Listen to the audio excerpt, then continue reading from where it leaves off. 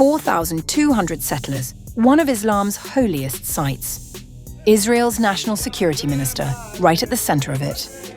For years, Jews were allowed to visit Al-Aqsa Mosque, not pray there. Now, that line is disappearing. Is this ground being prepared for the third temple?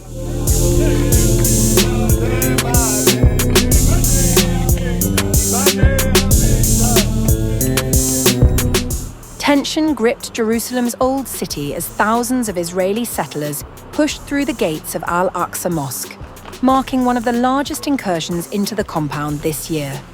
Palestinian officials in the Jerusalem Governorate said more than 4,200 Israelis had entered the site by midday on July 23rd, with numbers expected to climb toward 5,000 by sundown, surpassing previous year's turnout for the same occasion. The crowds gathered to mark Tisha B'Av, a Jewish day of mourning, and among them was National Security Minister Itamar Ben-Gvir, who entered under heavy police protection. On Tisha B'Av, we commemorate the destruction, but we are also seeing huge progress on the Temple Mount. Look at what is happening here. Jews who pray feel like the owners of the house here. It has never been like this here. It is like this in more and more places. We have reduced the number of attacks by 85%. In all places, people understand that the State of Israel is the owner of the place. There is more to do, and we, God willing, will make progress. Israeli media reported police allowed more than 1,000 worshippers to pray inside the compound on July 23rd, despite a long-standing agreement that permits non-Muslims to visit but bars them from prayer there. Outside the mosque, the scene was markedly different.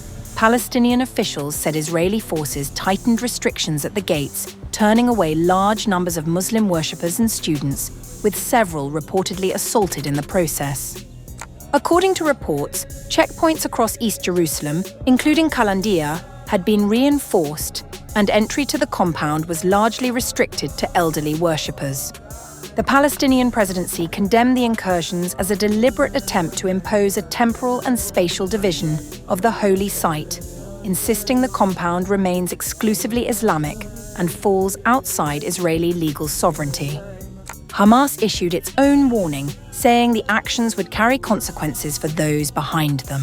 The strongest reaction came from Jordan, custodian of the site's Islamic and Christian institutions under a long-standing agreement with Israel.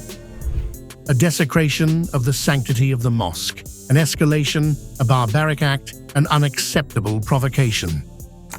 According to Al Jazeera, the presence of senior Likud figures among the crowds on July 23rd signaled a shift in tone, with Palestinian officials arguing that calls to rebuild a Jewish temple at the site now carry backing from within the Israeli government itself. Israel occupied East Jerusalem during the 1967 war and later annexed it, a move the international community has never recognized. With Friday prayers traditionally drawing thousands to the compound, officials on the ground say the coming hours could prove decisive in whether tensions ease or escalate further.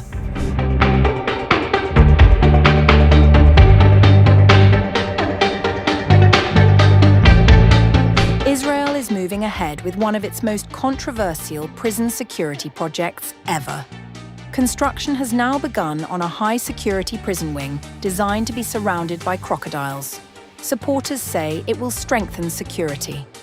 Critics say it has no legal or scientific basis.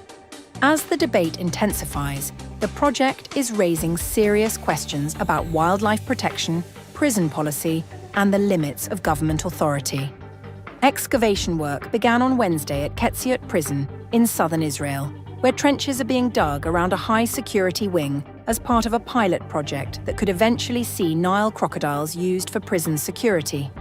According to officials from the Ramat Negev Regional Council, the trench is being constructed inside the prison complex around one of its special wings and will stretch for around 170 meters.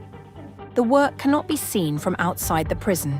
Although no crocodiles have yet been placed at the site, the Public Security Ministry confirmed that construction had begun on channels specifically designed to hold the animals. The project follows Environmental Protection Minister Edith Silman's decision last week to classify the Nile crocodile as a cultivated wild animal. despite objections from professional officials within her own ministry. National Security Minister Itamar Ben-Gvir's office said that decision had officially cleared the way for the project. In a statement, Ben-Gvir's office declared that what many believed was merely a publicity stunt had now become reality. Anyone who thought this was a gimmick was wrong. Following Minister Edith Silman's signature and the official classification of the Nile crocodile as a cultivated wild animal, allowing National Security Minister Itamar Ben-Gvir to establish the crocodile prison, the pilot has officially begun in a wing at Ketziot. The ministry added that the Israel Prison Service had already prepared detailed plans covering the maintenance, supervision and housing of the crocodiles, while prison officers had undergone specialized training to guard the site and handle the animals. According to the ministry, 21 million shekels, equivalent to approximately $6.3 million, have been allocated to construct the crocodile channels. The ministry also argued that the project would reduce the burden on prison officers guarding Nukba terrorists, referring to members of Hamas's elite force involved in the October 7th attacks. It added that those responsible for murder, massacre and rape deserve to be guarded by animals.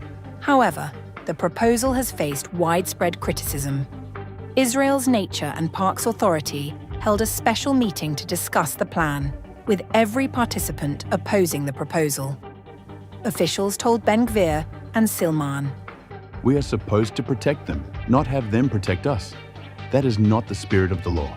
Experts warned there is no professional precedent for using crocodiles to secure prisons, and argued that the move may conflict with existing wildlife protection laws.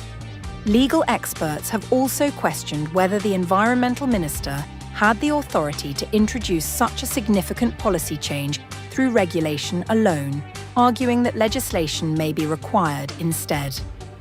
With construction already underway, the Crocodile Prison project has become one of Israel's most unusual and controversial security initiatives, leaving legal, environmental and ethical questions far from resolved.